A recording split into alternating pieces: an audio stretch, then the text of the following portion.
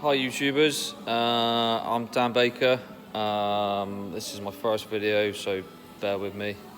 As you can see on my other videos, I've put on there one I kind of made using an iMovie Maker. Through the phone reference this Royal Enfield that I'm doing. I'm just going to give you a quick sort of walk around, talk around of the stages I'm at, because I think I've just finished doing all of my welding. I'll just go around and show you a few bits and pieces that's going on in this. From what I believe at the moment is the only Royal Enfield Interceptor 650 hardtail potentially out there. I'll just flip the camera and I'll try and show you what's going on. That was my first attempt at trying to cut and paste a video to make it actually work together. As you can see from the rear end, we've got some nice chrome tulip exhaust. There's only one on there currently at the moment because I had to attack the side stand last night, which is actually off of an old school BSA, which I've chopped up. And as you can see, it works perfectly. I had to modify it, cut the eye off that was originally on the bottom because that was hitting the floor first, and welded on a nice nifty little bracket. And it now works a treat and sits perfectly flush with the exhaust when it's on. I think that weld's not going to go anywhere somehow. It's pretty beefy, so there's no chance of this thing falling over. Some of the bracketry stuff, that's where my gear lever and footrest will mount. And I had to, because they're so high, I had to brace it inside, as you can see, with some 10mm bar going either side. Nice and snug around the chain. Looking good. Nifty little number plate mount that I made up yesterday. Ain't gonna go nowhere. Nice. I'll try and avoid showing you my number plate. Nice little LED number plate light that then the loom is actually going to follow up inside the frame. Obviously homemade rear stabilizers for the rear mudguard. As you do, again, 10mm bar. Literally last bit of welding I've just done to it now was the mounts for my springs for my seat. And that, as far as I'm aware, is the final bit of welding that I've had to do. So I'll kind of just sort of walk around. You can kind of see how everything's all been put on here. I've gone way OTT or over the top, whatever you want to say. Reference the engine mounts, as you can see. They're all made with 6mm steel.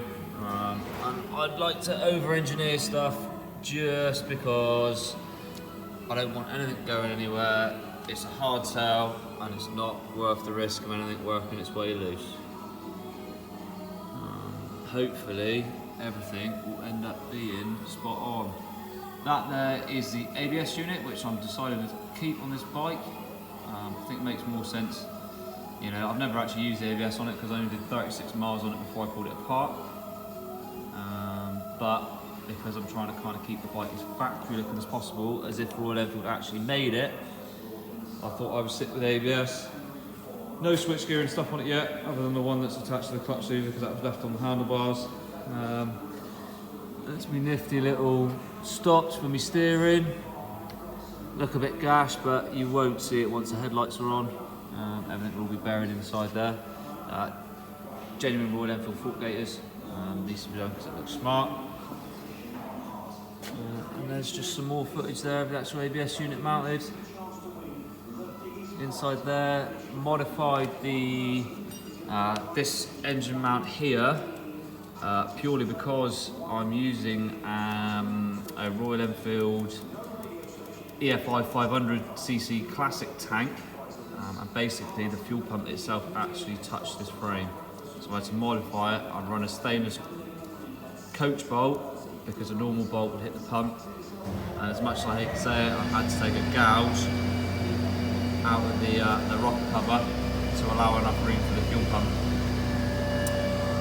Same as what I had to do down here, reference the engine mounts. I'll just move that bolt out the way. I've had to actually, you probably can't see very well, but I've had to put a notch in the frame and cut away some of the aluminium off the actual engine itself to allow enough room for it to fit. Go back round to the front, onto the oil cooler. The oil cooler, I basically had to cut a nifty little notch out and then re-weld that back in to allow for the actual oil cooler to fit. Just dented my oil filter, new one required. And as you can see, the oil cooler runs nice and neat up alongside the frame. This little nifty hose here, I don't know if anybody out there is planning on doing it, but that is going to be my delete for the, I think, secondary air injection. That basically stops any airflow going back into the exhaust manifold. I like emissions related stuff, but not on a bike. It's fine on cars, not on motorbikes. Hopefully, next time you see this video, it'll be in the stage of either frame painted or the whole thing will be complete. Thanks for looking. Cheers.